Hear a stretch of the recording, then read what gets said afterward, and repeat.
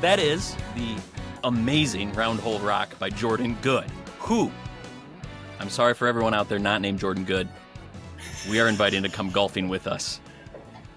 The Michigan Golf Review podcast and media team, which includes myself, Pat Evans, Andrew Rademacher, and Zach Guy. Please come golfing with us, Jordan. It'll be fun. Jordan, I have played basketball with Jordan. It did not go well for him. I'm not sure what he would be on a. He's very coordinated in many other things in life, but golf may not be his thing. We'll find out. Yeah, I don't know. I'm excited about it. This prospect. We'll start with 9 holes. Yeah, maybe just 9 holes for him to start. Yeah. Is there a cradle type situation in West Michigan? We should play the cradle of West Michigan. Today we're going to go ahead and review the Quail Ridge Golf Club out in Ada. This is fun stuff, an exciting course that Zach and I were able to play last weekend. Andrew has not gotten out there this year, but has played it a few times in the past, so this is going to be a fun one. But before we get into it, I want to talk about beverages on the course. For me and the guys the couple we played with on Saturday, Zach, we're all about just having a couple of beverages and enjoying the time outside. Mm-hmm. I love a good whiskey and Coke to start the round. Maybe a Bloody Mary at some golf courses, which we'll talk about later. And, then move on to a long drink. I love a good long drink, or a transfusion, if we're talking fun golf course drinks, which we can get into later, which I guess we're getting into now. So those are my preferred, but Zach has a weird thing, which is why we're talking about this today. He'll pull out a bottle of red wine sometimes. And sometimes. I was like, every time. This is crazy. Zach, why do you drink red wine on the golf course, and why do I want some, even though I think it's a weird choice? You did want some too. It was good wine. I think it was a Syrah Grenache blend, which, in the springtime in Michigan is a wonderful choice. Really, it's like, how you feel after a couple beers? Like when you're in the middle of a 4-hour golf round, in some cases 5 hours, you just don't want to feel that way all the time. So I switched to wine not too long ago. And it's also, you're creating less like waste to throw away. There's just like one glass and you refill it and you can just sip on it. In the winter, it's awesome. Like when it gets cold out, really awesome. But in the summer, iffy. That's why. No, well, I like that. Andrew, What do you like? I'll have to try that. For me, it's usually a light beer. Give me a Miller Lite or Labatt Light. I do love the vessel. This is a tribute to my old employer, Molson Coors. The 16-ounce aluminum bottle with the screw on and off cap is the best vessel for the golf course. But yeah, light beer. Transfusion is great. But I just feel like a light beer, and there's probably not a light beer that gets drank faster than the first one on a golf course. When do you crack the first beer on a golf course? It depends. I might not crack it for several holes if I'm playing really well. I get in my head where it's like as soon as I have that first sip, the round is going to go downhill. Sometimes that happens. Sometimes, I'm just cracking it to crack it and enjoy it right away. So it varies. One of the last rounds I played last fall, I made a 64-ounce vat of a hot toddy in my group. And it was cold. We were playing in Wisconsin, and it lasted all around, and it was awesome. But cleaning that thing out 2 days later, almost painful. And you're mocking me over red wine, Pat? This dude's got a hot toddy going on in a golf course? I didn't know about that one. That took a lot of work. I did not know about that one. And it is, that's true. I think it a lot depends on tee time. I don't think that, a lot of people do, but I don't mention that many people are cracking beers at a 7 a.m. tee time versus, a 1 p.m. tee time. So sure, it's fun though. Sure. And a lot of people might not drink. They might have a similar view as Andrew of like, hey, I just want to play the best I can and I have to be sober for that. Or you could be like my brother Tori when he gets, he's got a very particular sweet spot while playing guitar. It's like 5-ish drinks in. Maybe that's some people in golf. I don't know. Who's to say? Let's move on to the actual meat of the podcast, rating Quail Ridge.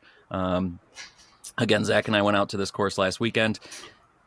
It's a nice little drive out from Grand Rapids. Mostly you can just go down Cascade Road.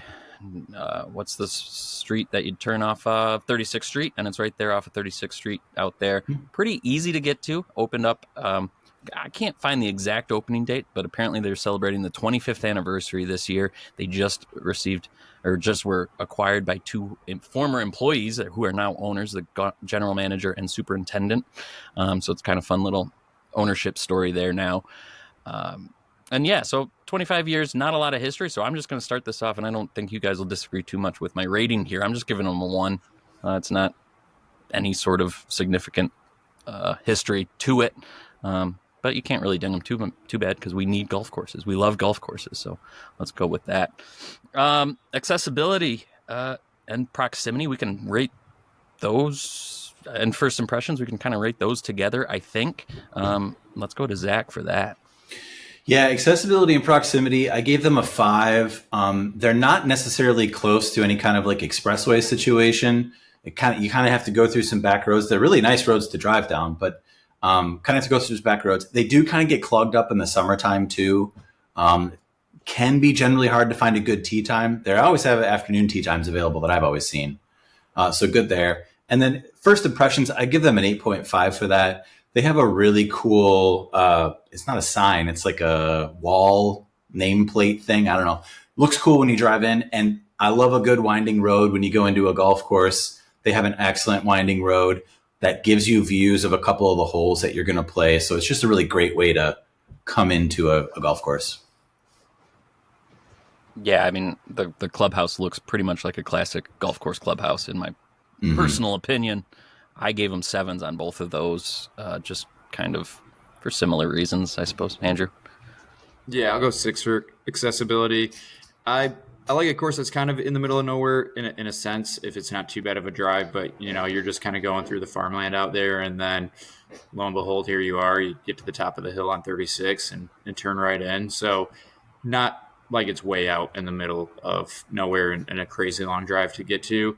And then, yeah, I mean, like Zach said, took the words right out of my mouth. As far as that winding driveway, you go past 3 tee box, 1 green and fairway. If you'd never play course, or if it's the first time playing a course, rather, it's always fun to be like, ooh, wonder what hole that one is, and when do I get to play that? That looks cool. So yeah, appreciate that. Big parking lot, and yeah, tee times do seem to be pretty readily available whenever you're looking to get on. Awesome. What'd you give it for first impressions, Andrew? Oh, I would give it an 8. Oh, you guys both went higher than my first impression. Interesting. Huh. Once you walk into that pretty prototypical clubhouse, you enter, kind of the bar area, and then to the right is where you go and, check in, and a little pro shop. Andrew, can you take that? Yeah, I would give that a 6. I don't think it was anything crazy. I mean, it's nice, but the pro shop is pretty small. It's cozy in there. It's a desk and a few things that you can buy as far as the normal pro shop items, but just not much to it. Big dining area, which is great, but I've never seen it filled. They could maybe do more with that space. Maybe they will someday, but the bar is nice. There's some seating. It's easy to get in and out of like any clubhouse. So pretty standard.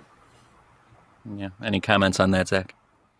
Yeah, the pro shop doesn't have a ton of like merch or like clothing or anything like that. So I did ding them down a little bit on that. I gave them a 2, but mostly just because of the not very much stuff available in there. Yeah, it seemed like pretty lacking when it came to products available. Mm-hmm.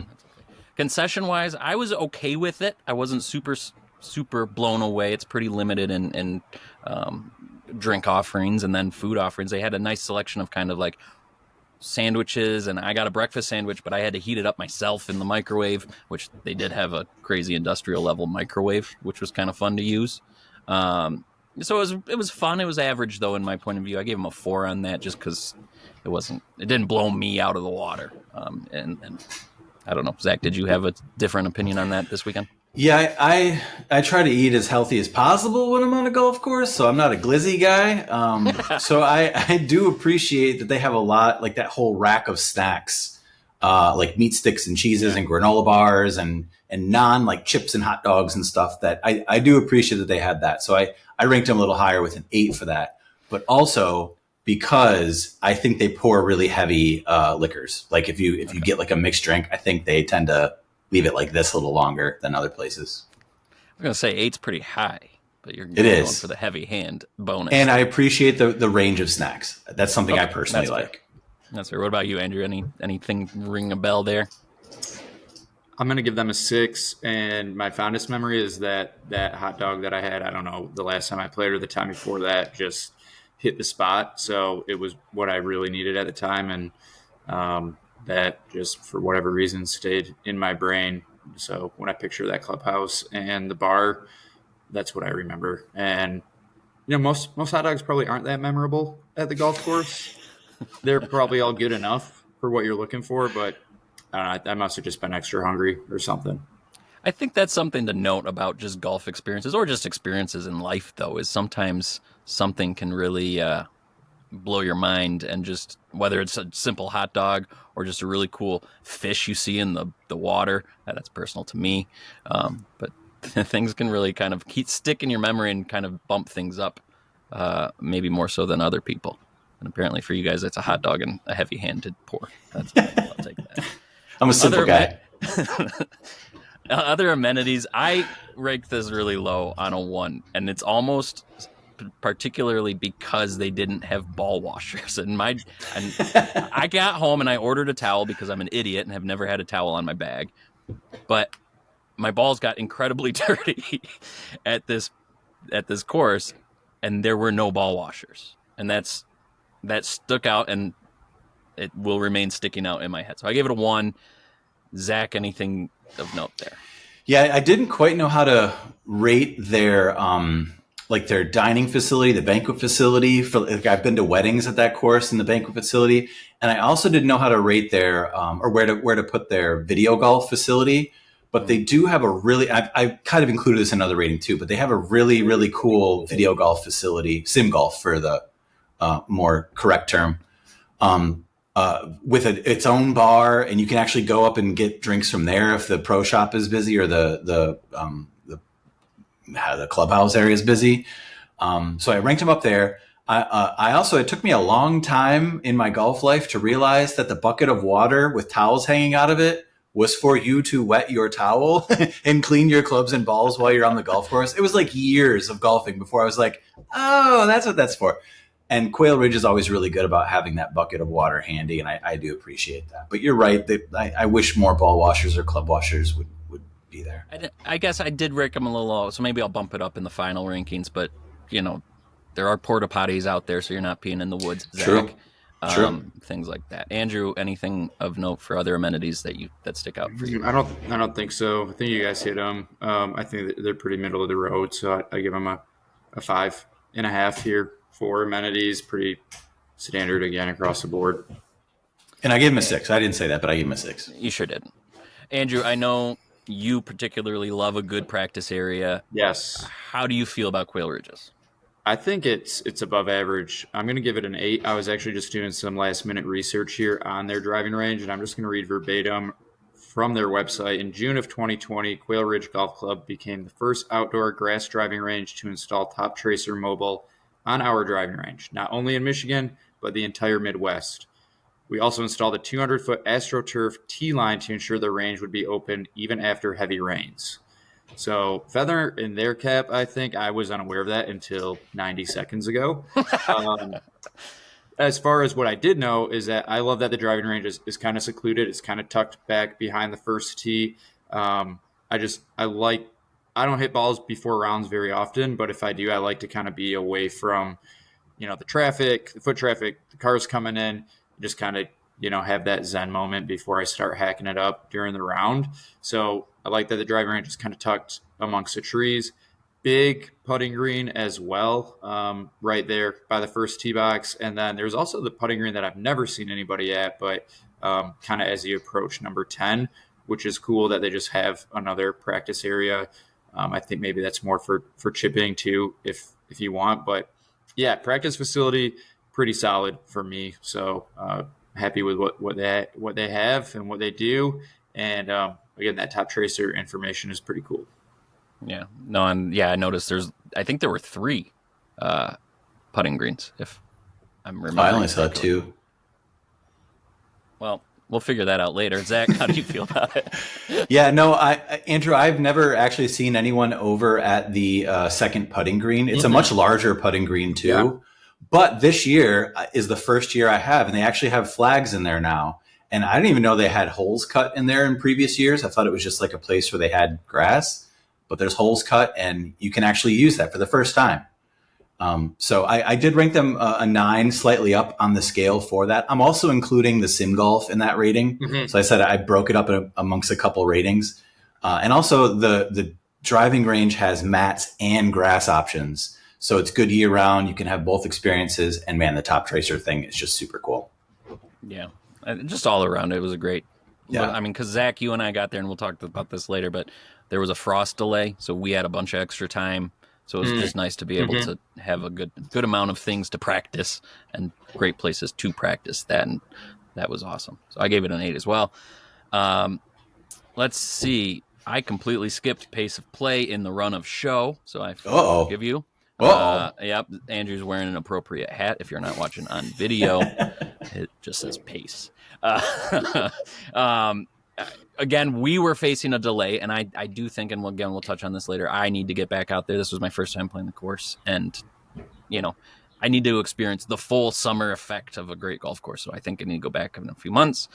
But because of that delay, we got kind of jammed up, and we were waiting at a couple holes, and it wasn't super great. So I gave it a 4.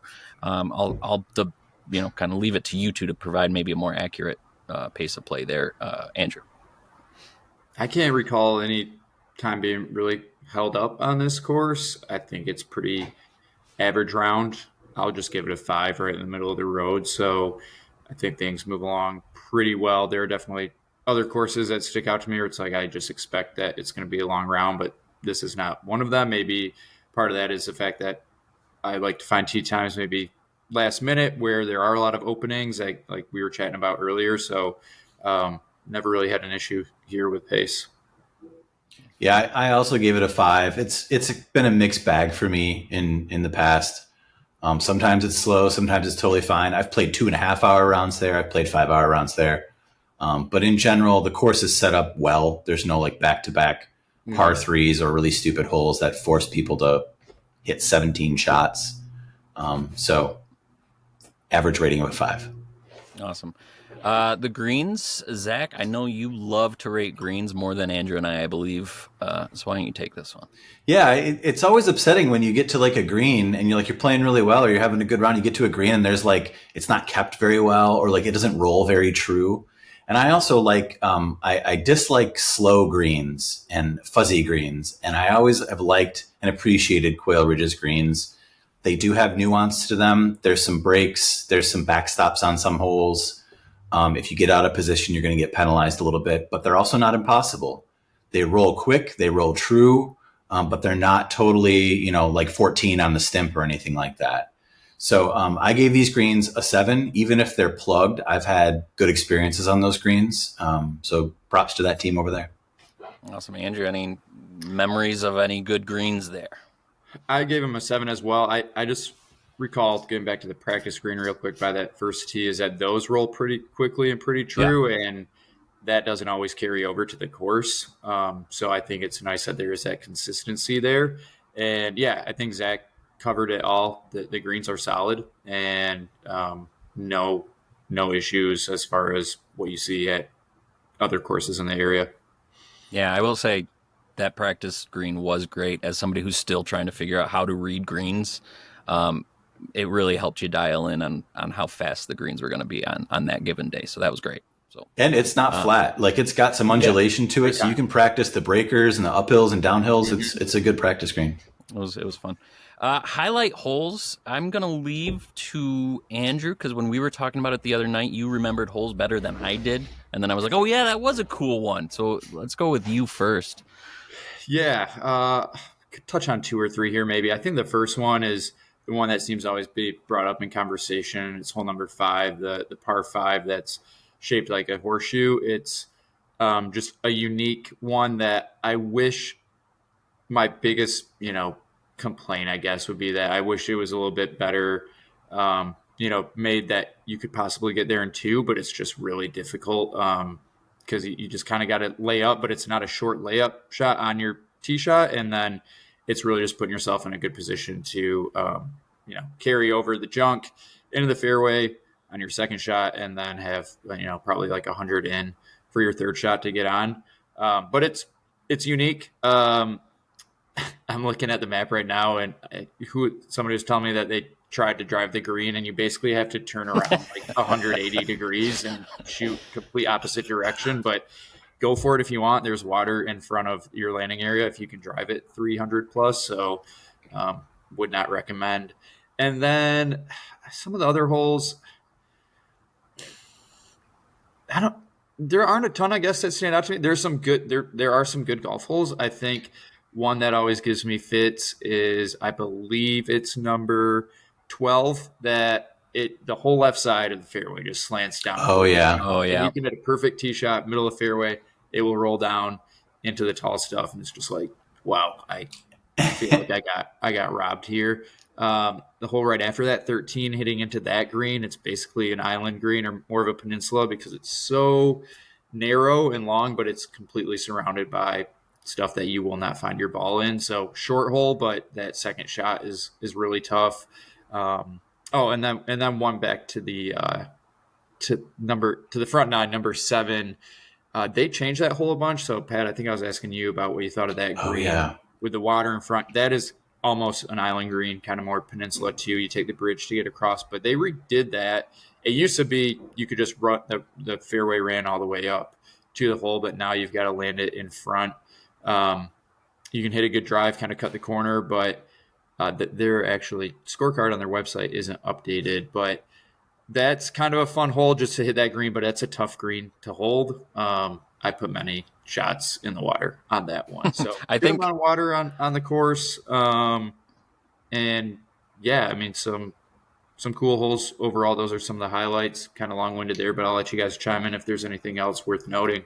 I think it was 7 that all 4 of our group on Saturday hit the water. So that was fun. No, that was 11. That was 11? Yeah, we all hit into the water in 11. 11's a pretty hole too. It's kind of an elevated tee box with the water all on the left. Mm-hmm.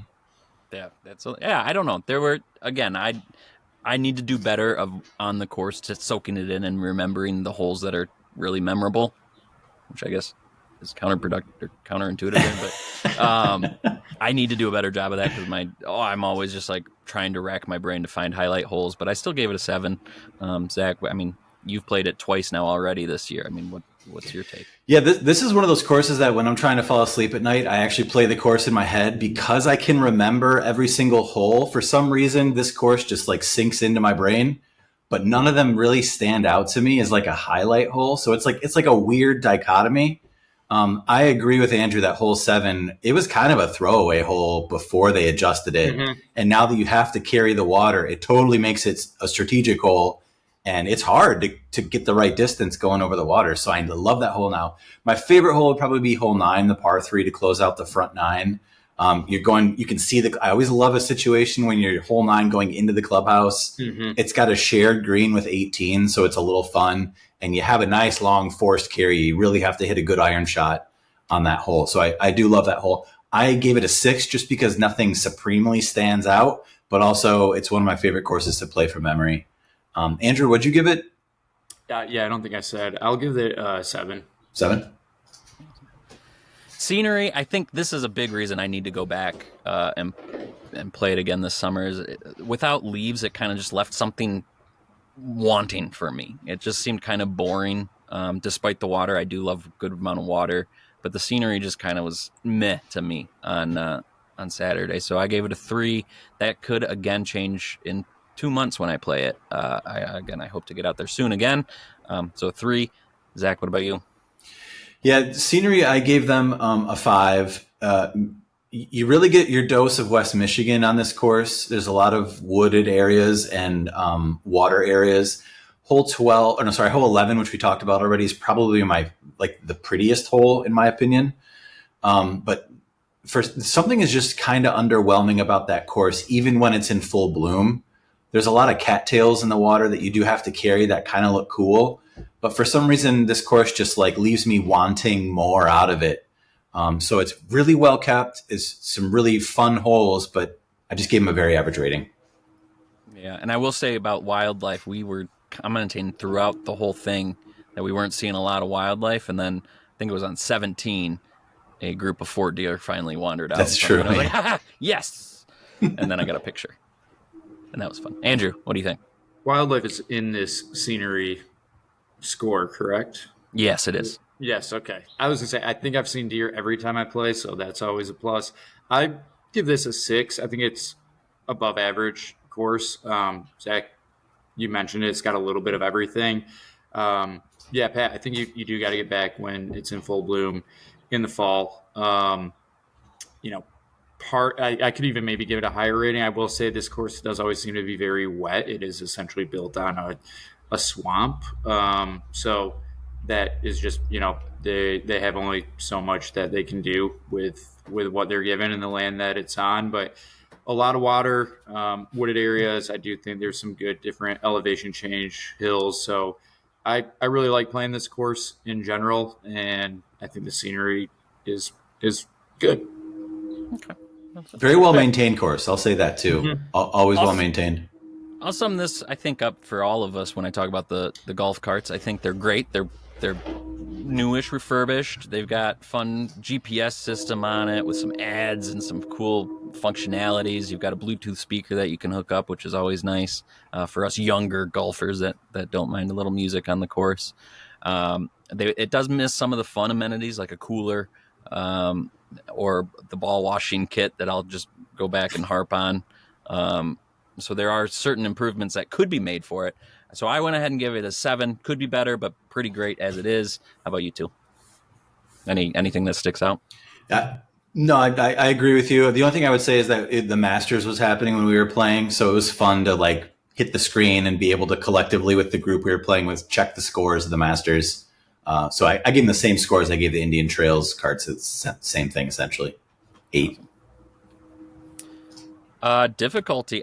I mean, Zach, I'm going to toss this to you. I'm just going to say it was it was my first round of the year. I shot higher than I was finishing last year, which I guess isn't that surprising, but it did seem like a pretty challenging course, all things told. So, but Zach, kind of detailed. Yeah, if you tip this thing out, I think we're in the 7,000 yard range. Wow. What does the scorecard say, Andrew? Just shy of that, 6,938. Okay, so with the change on hole 7, they might be at 7,000 yards now. That could be. So either way, really close. It's a long course if you tip it out. I've never done that because I'm not that guy, but I'm Zach guy. But I think I gave them a 7 for this, and it's because I do think this course has challenging shots that you have to hit. Andrew mentioned one of the fairways where even if you get it in that fairway, you're probably rolling into the rough. There's a lot of forced carries. There's good amount of water. You have to be strategic. But I've also shot my lowest 2 scores ever at this course, and I'm not that good of a golfer. Both times I broke 80. And it's just to me, I should be doing that on a really hard course. Maybe I was having really good days, but maybe that course just treats me well. Well, you hit 90 this last weekend, so we're not talking about this past weekend, Pat. Andrew, any major takeaways there? I'm aligned with Zach on a 7. I think this course has a little bit of everything, requires a little bit of everything from around. Some shorter holes. There's some longer ones. You're going to use most clubs in your bag. Definitely some higher risk, higher reward shots as well. But I think if you play this course mostly safe and pretty even keeled, you could score well on it. I do want to say the fairways there are extremely forgiving. If you are a beginner golfer or someone who's had a little bit of experience in golf, you're going to have a good time on this course because even a bad shot can find the fairway sometimes, which is good. And I'll use that as a segue in that, I hit the fairway quite a bit, which is surprising for me. But I'll say this for now too. I think at least for a couple more podcasts, maybe the rest of the season, I should probably just be the lead on this rating, the lost ball rating, because I am the newbie that is more prone to lose balls. And so I've come up with a new rating system that Zach and I talked about this past weekend. Is I'm going to do a plus minus rating on how many balls I find versus lose. And I actually ended up at a +3 this last round. I still haven't figured out how that really is going to play, because it's like, well, if I'm finding more balls than I lose balls, who's losing the balls? So it's going to be, we're going to do some fine tuning here. But anyway, I found more balls than I lost. So that was great. I love that. One of the people we were playing with was laughing at me that I was climbing into the woods to get a bunch of balls, but that's besides the point. But anyway, I just gave it a pretty even keel 5 there for the lost ball score. I'm not going to let either of you answer this. So there that is. Just tell that Walkability. guy to mind his own business next time. Well, I just want to say, Pat hit a ball that was maybe a yard into the rough edge area, the wood area. And when me and the other people turned around, he was there. When we looked back again, he had disappeared into like a creek. And he was like in the water with like a shirt full of balls. But anyway, good for you, Pat. He had waders on all of a sudden. So yeah, I don't know. It's a lot of fun. Walkability, I can't even think about walking that course for some reason. Like I just was not thinking about it in that way, so I have no idea. Zach, I think you're more prone to walking a course, so you take us through that. Yeah, if we had another person join us, I was going to walk this course because I do love walking courses so much. I gave this a 4. The elevation changes are not terrible. There are elevation changes, which you want on a golf course. It's fun that way. But there's some holes where there's quite a bit of distance between holes. Some of the paths to get to where your next shot is are not exactly direct. You kind of have to go around to wherever a footbridge might be. So it's not terribly walkable. I wouldn't recommend walking this course, but you're not going to have a terrible time. Anything, Andrew? I think 4 is a fair rating. That's what I had in mind as well. Yeah, that's quite a walk from 3 to 4, even 4 to 5, 5 to 6. So yeah, front 9 probably more. the back 9 is a little bit more compact as far as green to next tee box, but yeah, definitely a course that I think you're just better off riding. Awesome. And Zach, I'll let you take it with the final 2. I think Andrew and I will probably be semi-close. Maybe we can chime in if we have any thoughts on clientele and traffic, but since you've played it twice now in a month, you can give us a better rating, I think. Yeah, I've never had a bad time with folks in this golf course. Sometimes I get paired with people, sometimes I don't. I gave them a 7 in terms of clientele. The couple we played with was awesome. I loved playing with them. They were great to hang out with. It's tends to be the more not golf forward crowd. They're people who enjoy golf, but you're not going to get intimidated by them. So I've always had a good time. I don't know if that's lines up with what you think, Andrew. Yeah, totally agree. No complaints whatsoever in my experiences here. It again isn't super far from the city, but it is a little bit closer to some of the great farmlands that we have here in Michigan. So I think we get kind of a nice mix of folks coming in from different areas. Yeah. And they're not terribly chatty either. Like you get some golf courses where everybody wants to know your life history. Folks there are just chill. Very cool. I did really enjoy the couple we played with until I found out they're big Bryson fans. And didn't want Rory to win. That was kind of weird, but That's guy was guy. he was like very adamant that he liked playing with me because I'm funny. So I like compliments about my humor. So I was a fan of that. It's true. Yeah, anyway, does anybody have any final thoughts? I think we did a pretty good job of that. Yeah, well, traffic too. I kind of mentioned this earlier. I give them a 7 on traffic, mostly because at some points in the summer it can get a little tight. It's hard to find good tee times in the summertime. They do have memberships there, so I'm assuming the members kind of eat up all the good times in the weekends in the summer. But you can generally find afternoon tee times there whenever you need to. Yeah. And I'd say just one more point on that too is I'm usually pretty happy. I don't know if it's a surprise, especially during peak season, but I feel like their twilight rates and rates in general are usually pretty affordable. Maybe below what I might think for a course like this, and for what I know in comparison to others. So pretty happy with the cost for a round more often than not. Yep. Agree there. Well, I enjoyed this course, for what it is. It was a lot of fun. Great partners. Since Andrew couldn't join us, that was kind of a bummer, but we got 2 cool partners. Had a great round, my first of the year. I don't know, Quail Ridge Golf Club. Get out there and play it. Should be fun. Anyway, till next time, I'm Pat for Andrew and Zach, and we'll see you next week.